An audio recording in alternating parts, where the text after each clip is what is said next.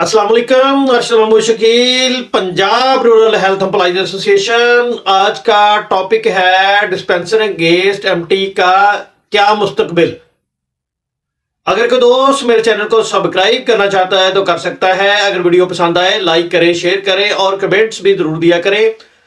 अगर कुछ सवाल पूछना है तो कमेंट सेक्शन में पूछ सकते हैं। कुछ दोस्त मेरी वीडियो बाकायदगी से देख रहे हैं लेकिन अभी तक सब्सक्राइब नहीं किया, उनसे रिक्वेस्ट है कि वो मेरे चैनल को सब्सक्राइब कर लें। डिस्पेंसर अगेंस्ट एमटी का क्या मुस्तकबिल है।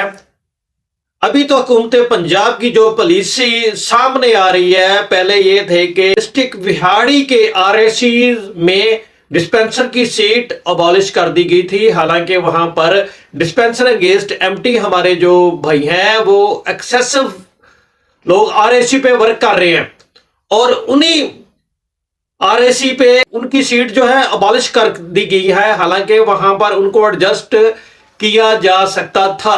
समझ से बालातर है कि हुकूमत पंजाब क्या करना चाह रही है।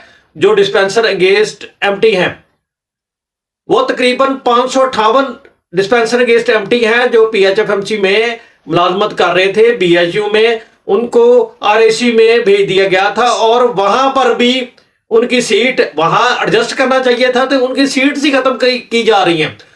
अब जो देखने में आया है कि फैसलाबाद में भी आरडी, जीआरडी और गवर्नमेंट डिस्पेंसरी जो है और सिविल डिस्पेंसरी जो है वहां से 28 डिस्पेंसर की सीट्स जो है उनको अबॉलिश कर दिया गया है। हालांकि कितने डिस्पेंसर यहां पर जो हमारे डिस्पेंसर अगेंस्ट एमटी भाई हैं वो यहां पर एडजस्ट हो सकते थे। 28 लोग एडजस्ट हो सकते थे लेकिन उनको एडजस्ट नहीं किया गया, डिस्पेंसर की सीट्स को ही खत्म कर दिया गया। अब ये है कि जो हमारे भाई हैं डिस्पेंसर अगेंस्ट एमटी वो बेचारे बहुत ज्यादा फिक्रमंद है कि पहले तो हमें यह कहा गया था कि जहां डिस्पेंसर की सीट होगी वहां आपको एडजस्ट किया जाएगा, लेकिन सूरत हाल तो दूसरी तरफ जा रही है। बल्कि जहां पर सीट्स हैं उनको अबॉलिश किया जा रहा है। जब उनको अबॉलिश कर दिया जाएगा तो आया कि वहां पर कोई एडजस्टमेंट हो सकेगी? कोई एडजस्टमेंट वहां पर नहीं हो सकेगी। आप मुझसे ज्यादा समझदार हैं, क्योंकि एक सीट का खात्मा ही कर दिया जाता है तो वहां पर कैसे कोई एडजस्ट हो सकता है।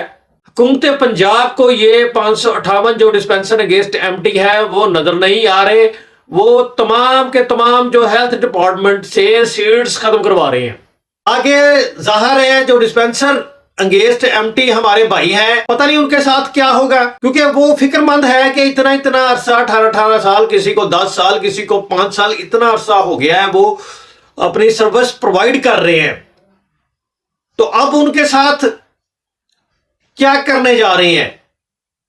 क्योंकि पहले तो यही कहा जा रहा था कि जब सीट्स कोई डिस्पेंसर की होगी तो वहां पर एडजस्ट कर दिया जाएगा।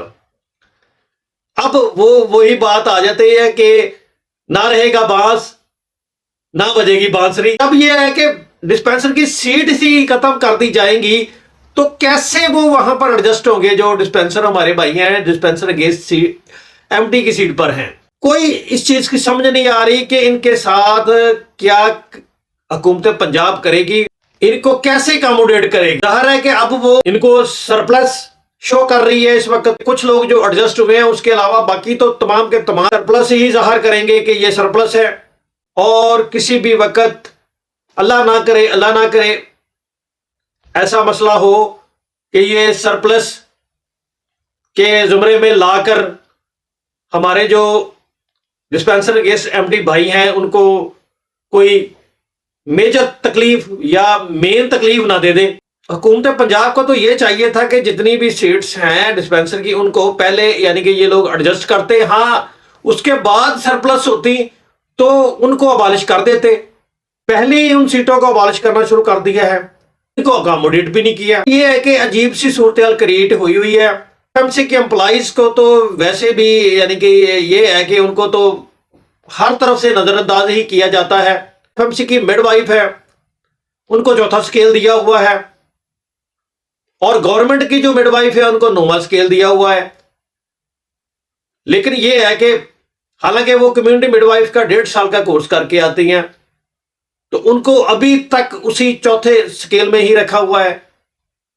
हालांकि उनका जब गवर्नमेंट ने 9वां स्केल कर दिया है तो पीएचएफएमसी की मिडवाइफ को भी 9वां स्केल देना चाहिए ना, लेकिन ये कि नहीं है, बिल्कुल नहीं है। इसके बारे में यानी कि हुकूमत पंजाब ने कोई भी लाहे अमल तय किया हो, कोई रिस्पॉन्ड दिया हो, कोई इसके बारे में सोचा हो कि इनको भी ज़ाहिर है कि 9वां स्केल मिलना चाहिए।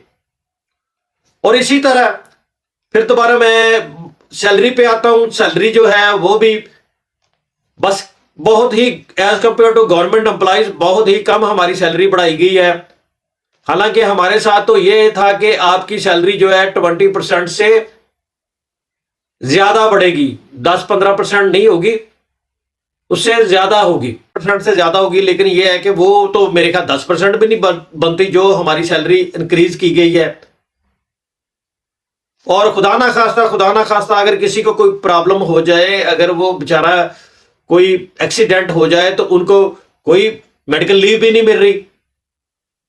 हालांकि बारहा ये चीजें बताई गई हैं कि जो हमारे एम्प्लॉइज हैं उनको मेडिकल लीव दी जाए, तो क्योंकि जाहिर है कि मेडिकल लीव तो कोई भी जो बंदा है लेता है तो वो किसी बेचारे एक्सीडेंट की वजह से ही लेता है। 100 रोड पे जाते हुए कोई प्रॉब्लम क्रिएट हो सकता है उसके साथ, लेकिन ये वो भी नहीं है, उसको कोई भी अकोमोडेट नहीं किया जाता। अगर खुदा ना खास्ता वो यानी कि अपने ड्यूटी पे जाते वक्त या वापस आते वक्त कोई उनके साथ मसला हो जाए, कुछ भी नहीं है, कोई मेडिकल लीव नहीं है, उनकी सैलरी डिटेक्ट होगी। तो ये चीजें जो हैं हुकूमत पंजाब को देखना चाहिए ना, कि ये है कि ये मेडिकल लीव तो कम से कम इनको दे, मिडवाइफ को 9वां स्केल दें, और जो हमारे डिस्पेंसर एंगेज्ड एमटी भाई हैं उनको अकोमोडेट करें।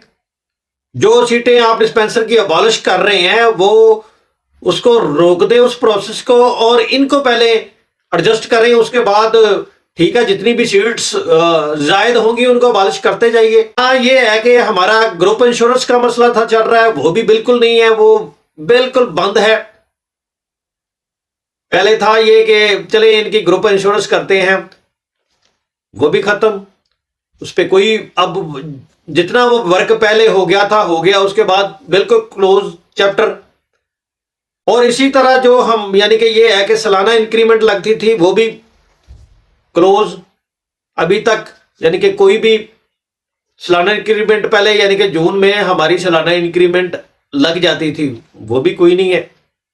हालांकि ये बात जो है सेक्रेटरी साहब ने खुद कही थी, उन्होंने इस तरह बात की थी कि हमें भी तो ज़ाहिर है कि सालाना इंक्रीमेंट मिलती है इनके यानी कि बजट में जो सैलरी इंक्रीज के अलावा, तो इनको भी मिलनी चाहिए, लेकिन वो भी उसका भी चैप्टर जो है क्लोज है। और हुकूमत पंजाब इस पे हमें कुछ भी देने के लिए तैयार नहीं है। और वैसे तो ये है कि हमारे सीएम साहब काफी सारे यानी कि हॉस्पिटल्स का वो विजिट करते रहते हैं, लेकिन ये है कि इन बातों पर नहीं आते। जो वहां पर एम्प्लॉइज पीएचएफएमसी के एम्प्लॉइज जो काम कर रहे हैं तो उनकी भी कुछ रुदात सुन लिया करें कि वो उनको क्या प्रॉब्लम है। ठीक है उनकी बात सुननी चाहिए, बहुत अच्छी बात है, लेकिन जो वहां पर एम्प्लॉइज हैं, जो पीएचएफएमसी एम्प्लॉइज काम कर रहे हैं, उनकी भी बात सुने और उनके जो मसाइल हैं उनको भी हल करवाएं। लेकिन ऐसी कोई बात नहीं है। मेरी बात काफी सारी लंबी हो गई है, मैं इसको क्लोज यहीं करता हूं। अल्लाह ताला हम सब का हामी और नासिर हो, आमीन।